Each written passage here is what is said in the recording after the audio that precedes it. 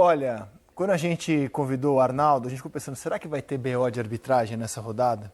Rodada de clássico, normalmente é alto risco para arbitragem. Difícil é não ter, né? E em Itaquera hoje, embora ela não tenha decidido o jogo, tem muito o que falar sobre ela. Mas antes da arbitragem, vamos à vitória do Corinthians sobre o Santos, que está atolado na zona do rebaixamento. Atolado. É o sexto jogo do Corinthians sem perder com o Dorival. É o quinto ou sexto jogo sem perder com Perdeu do o Mirassol, Dorival, né? Sábado passado, perdeu do Dorival. Porque é um Corinthians muito mais organizado, Corinthians muito mais inteiro e sabendo o que tem que fazer dentro de campo. Obviamente que é recente o trabalho do Dorival, mas quando você vai passando rodada atrás rodada, você vai vendo um Corinthians mais equilibrado. Sexto jogo do Dorival perdeu do Mirassol. Perdeu. Então, assim, você tem um retrospecto muito, muito positivo. São 4 vitórias que o Dorival tem aí sobre o Corinthians. Então, assim, é um retrospecto positivo para ele. O Yuri Alberto, né, o maior artilheiro aí da Arena, né? Assim, é um jogador que, quando ele consegue fazer esse movimento para correr com a bola, de frente com o gol adversário, ele é letal. A verdade é essa, ele é letal. Eu acho que é um jogador que pode estar numa lista ou numa pré-lista de convocados para a seleção. A gente acabou de falar do Pedro aqui, por exemplo. O Yuri Alberto é um que pode... Hoje está com mais saúde que o Pedro. Que pode aparecer numa pré-lista do Ancelotti para a seleção brasileira. O Carrilho, para mim, é o jogador, na minha humilde opinião, mais importante nessa criação do Corinthians, que é um jogador muito inteligente, muito mesmo inteligente assim. Coronado, acho que falta mais um pouco assim. Agora, assim...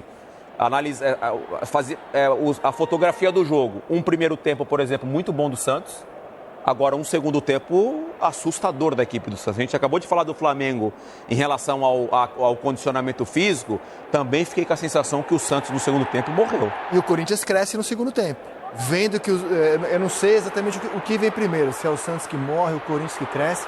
Mas o segundo tempo é totalmente dominado pelo Corinthians. Você não acha que, por exemplo, não é o caso do Flamengo não, mas, por exemplo, quando um time não está organizado, essa questão física ela tende a aparecer mais? Eu vou te dar um exemplo. O Felipe, no destaque dele, elogiou o Vasco do Fernando Diniz ontem. E o Vasco vinha sendo muito criticado por conta da preparação física, que os jogadores abriam o bico com 15, 20 do segundo tempo. Vai ser anulado por falta do Félix Torres. Ia ser a melhor jogada dele na história desde que ele chegou ao Corinthians. E aí o VAR anulou, vai dar o que falar essa anulação. Fala, Eric. Não, então, essa questão física, por exemplo, ontem o Fernando Diniz foi fazer a primeira substituição com 38 do segundo tempo, porque o time fisicamente respondeu. Por quê? Porque estava organizado.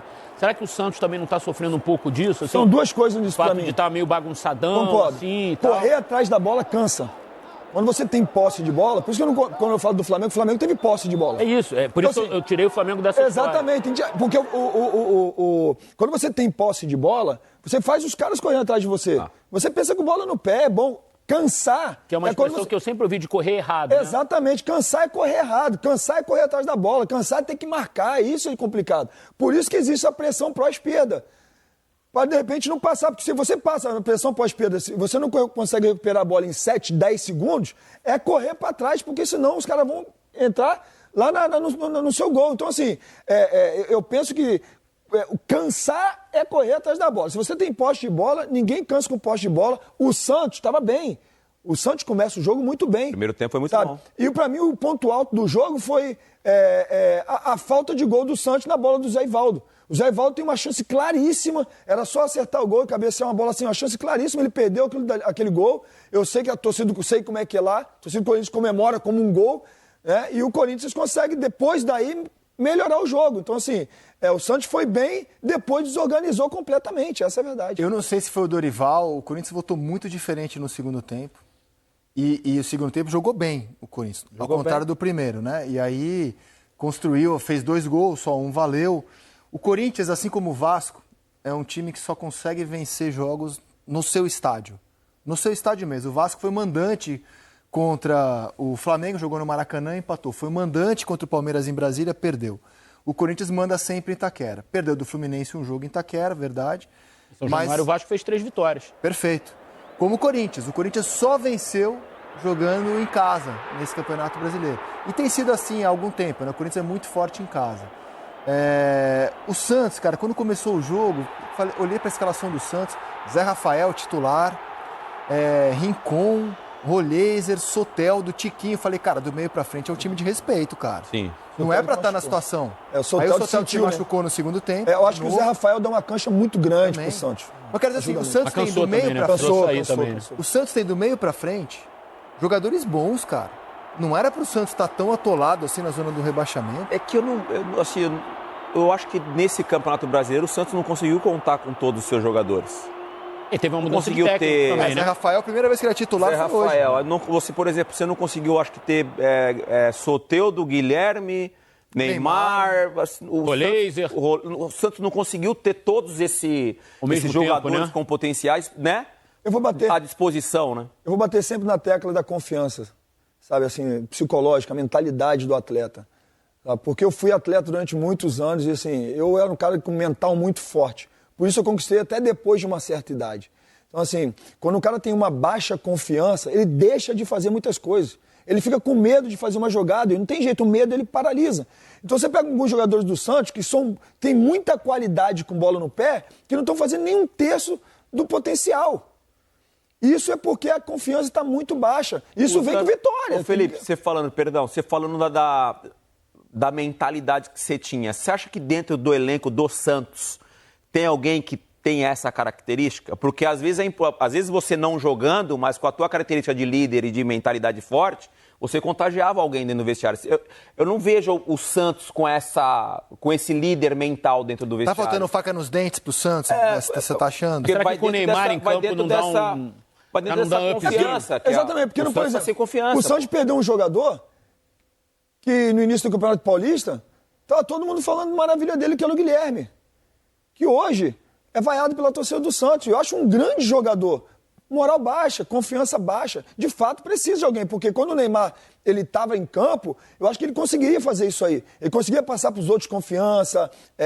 A figura do Neymar passa confiança para outros atletas. Sim. Então, sem o Neymar, eu não vejo. Eu conheço muito bem o Zé Rafael, por muitos anos que joguei com ele. É um cara de uma figura forte também. Apesar de falar pouco para o externo, sim, dentro, para o grupo, ele fala muito. Isso é o cara que fala muito, é o cara que foi capitão durante muitas vezes também, muitos jogos no Palmeiras. Esse é o cara, mas ele está voltando agora, sim, também. Mas eu já vi uma diferença. Quando o Zé Rafael está em campo, foi no jogo passado que ele entrou alguns minutos, e esse jogo que ele já começou jogando, assim, foi diferente. É diferente a postura com o Zé Rafael dentro de campo. Eu elogiei os jogadores do meio para frente, acho que o Santos tem um problema atrás. Hoje o Gil, inclusive, não jogou por problemas pessoais.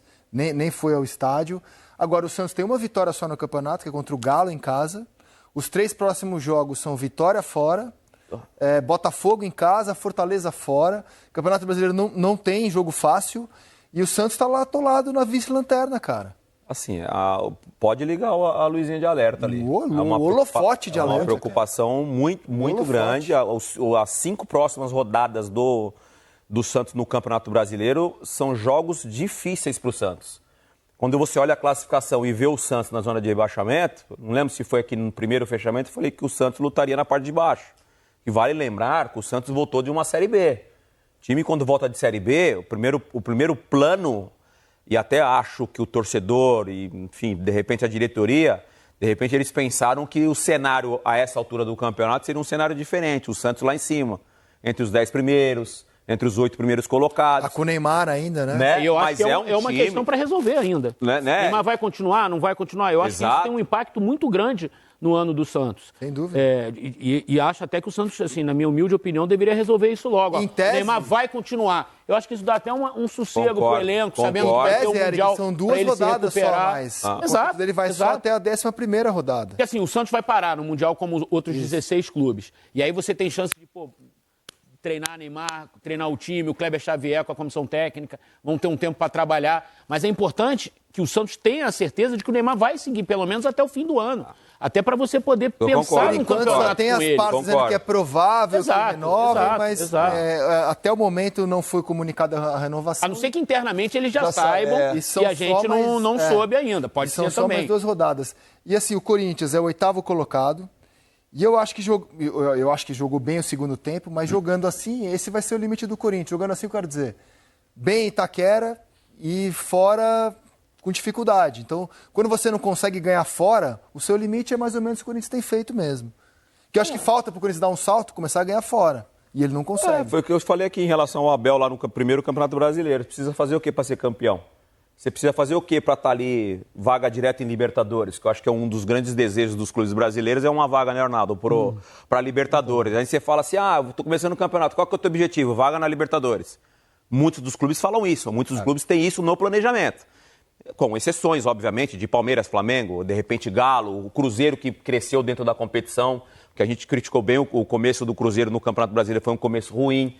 O esporte, enfim, o esporte é uma situação extremamente delicada, mas o Corinthians, para estar na parte de cima da tabela, entre os 8, enfim, 7º, 6º, precisa começar a vencer fora de casa. Ronaldo, dá uma nota, só um teaser, porque a gente vai falar muito de arbitragem esse jogo. Uma nota de 0 a 10 para a arbitragem hoje em Itaquera.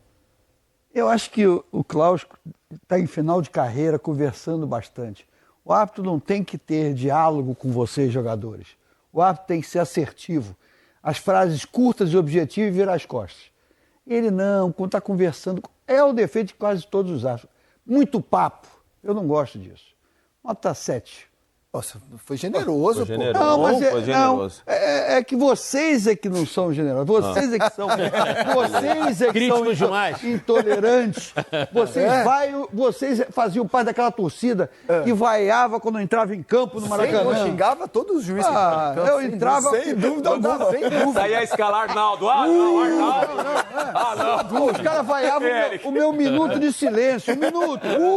Claro. Para com isso. Pô, no caso do jogo de hoje, é para vaiar antes, durante e depois do jogo. Eles passaram agora um jogo que o árbitro apitou muito bem, o Marcelo Lima Henrique, do jogo do Palmeiras, que estava até para sair, para aposentar, não vai aposentar. É o que estava fora. Mas porque mudou a política lá da CBF, o antigo presidente queria que ele passasse para VAR, ele aí falou que ia se aposentar, aí no meio de semana ele já falou, Arnaldo, tá mudando tudo, não vou me aposentar mais.